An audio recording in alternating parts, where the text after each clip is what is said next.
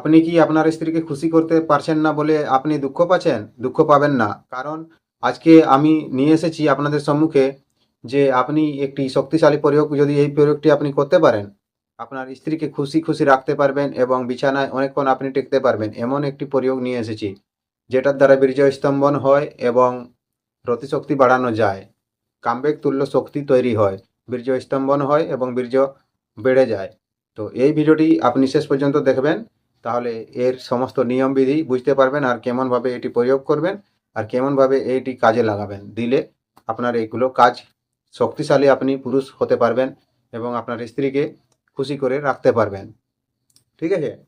দেখুন, আজকে যে বিষয়টি আলোচনা করা হচ্ছে, অনেক রকম মেডিসিন এখন পাওয়া যায় বাজারে।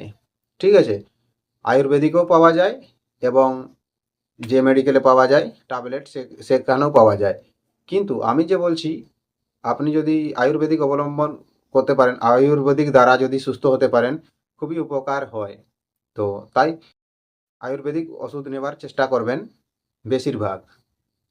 তো দেখুন, এটা আপনি নিজে প্রয়োগ করতে পারবেন বা বাড়িতে নিজে তৈরি করতে পারবেন, আর তৈরি করা জিনিসও আপনি সংগ্রহ করতে পারবেন, কোনো অসুবিধা নেই। তবু আমি আপনাকে বাড়িতে তৈরি করার জন্য বলে দিচ্ছি। দেখুন, কি কি তৈরি করবেন, কি কি নিয়ে আসবেন। প্রথমে আপনি রবিবার দিনে ঢেঁড়স নিয়ে আসবেন। ঢেঁড়স নিয়ে আসার পরে সেই ঢেঁড়সটি আপনি ছায়ায় সূক্ষ্ম করবেন। ছায়ায় সূক্ষ্ম করার পরে তার সাথে কি কি মেশাবেন?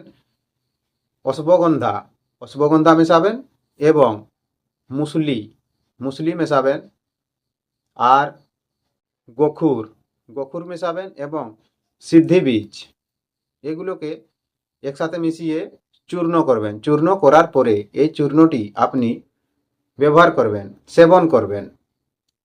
দুধ, গাভীর দুধে এক বর্ণা গাভীর দুধ অথবা যে কোনো গাভীর দুধ নেবেন, গাইয়ের দুধ, গাইয়ের দুধ নেবেন এবং সেটিকে আপনি দুধের সাথে পান করবেন।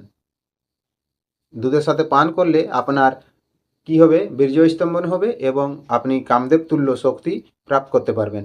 আর বিছানায় স্ত্রীর সাথে অনেকক্ষণ সময় নিতে পারবেন এবং আপনার স্ত্রীকে খুশি করতে পারবেন। আর আপনার পরেশান হবার কোনো দরকার নেই। তাহলে এই যে প্রয়োগটি বললাম, এই প্রয়োগটি আপনি খুব সহজেই করতে পারবেন। যে কোনো জায়গায় এগুলো পেয়ে যাবেন, আপনি সংগ্রহ করে নিয়ে আসবেন আর এই প্রয়োগটি করুন। আর যদি ভিডিওটি ভালো লেগে থাকে, ভিডিওটি একটি লাইক অবশ্যই করবেন। আর যদি কোথাও বুঝতে অসুবিধা হয়ে থাকে, নিচে কমেন্ট অবশ্যই করবেন। আর চ্যানেলে প্রথমবার এসে থাকলে চ্যানেলটিকে সাবস্ক্রাইব করে আমার পাশে থাকবেন। ঠিক আছে? ভিডিওটি আপনার বন্ধুদেরকে শেয়ার করে দিবেন। কমেন্টে লিখে জানাবেন যে আপনি কেমন মন্ত্র চাইবেন। চেষ্টা করব আপনাদের সম্মুখে নিয়ে আসার জন্য। তাহলে আজকের মতো এখানে শেষ করলাম ভিডিওটি। নমস্কার, জোহার, ধন্যবাদ।